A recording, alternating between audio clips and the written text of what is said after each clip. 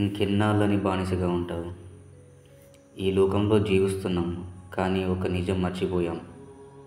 మనం ఈ లోకానికి బానిసలం కాదు, మన జీవితానికి మనం యజమానులం. చాలామంది చేసే ప్రతి పని జనం ఏమనుకుంటారని భయపడుతూనే ఉంటారు. మనం వేసే దుస్తులు, మనం మాట్లాడే మాటలు అన్నీ సమాజం కోసమే అన్నట్టు ఉంటాయి. కానీ మన కోసం మనం ఏమైనా చేసుకుంటున్నామా అంటే అది చాలా తక్కువే అని చెప్పుకోవాలి. లోకం ఎప్పుడూ మాట్లాడుతూనే ఉంటుంది. నువ్వు పని చేసినా మాట్లాడుతుంది, పని చేయకపోయినా మాట్లాడుతుంది. విజయం సాధించినా మాట్లాడుతుంది, సాధించకపోయినా మాట్లాడుతుంది. విజయం సాధిస్తే సంతోషపడేవారు ఉంటారు, అసూయపడేవారు ఉంటారు, విఫలమైతే ఎగతాళి చేసేవాళ్ళు ఉంటారు. అలాంటి లోకాన్ని పట్టించుకొని మనం ఎందుకు మన జీవితాన్ని వృధా చేసుకోవాలి? లోకానికి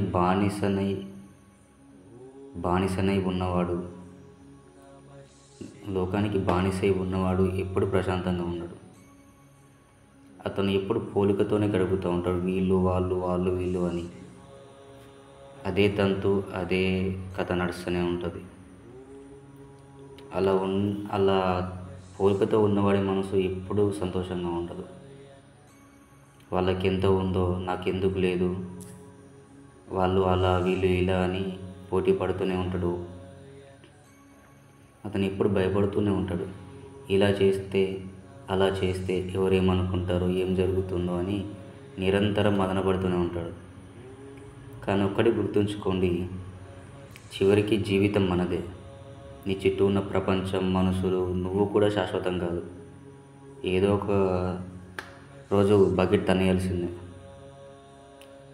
డబ్బు డబ్బు డబ్బు డబ్బు కోసం పని చేయండి, కానీ ఆ డబ్బుకు బానిస కాకండి. పేరు కోసం కష్టపడండి, కానీ పేరుకు బానిస కాకండి. ప్రేమించండి, కానీ ప్రేమలో బంధానికి బానిస కాకండి. నిజమైన స్వేచ్ఛ అంటే బయట తిరగడం కాదు. నిజమైన స్వేచ్ఛ అంటే మనకు బానిస కాకుండా, మనసుకు బానిస కాకుండా మన తత్వాన్ని మనం తెలుసుకోవడం. మనిషి బయట ప్రపంచానికి బానిస అవుతాడు.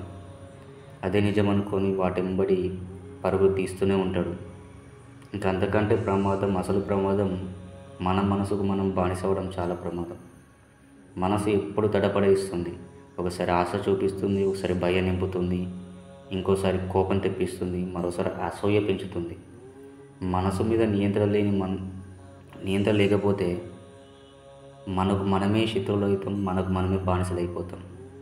కాబట్టి గుర్తుంచుకోండి, మనసు మనకు సాధనం, మనసు మనకు యజమాని కాదు. మనసును జయించిన వాడు నిజమైన నాయకుడు అవుతాడు. మనసు ప్రశాంతంగా ఉంటే లోకం ఎంత కలవరపెట్టినా మనం స్థిరంగా ఉంటాం. అప్పుడే నిజంగా మనం స్వేచ్ఛను అనుభవిస్తాం. అప్పుడే జీవితం మనకే కాదు, ఇతరులకు కూడా ప్రేరణ అవుతుంది.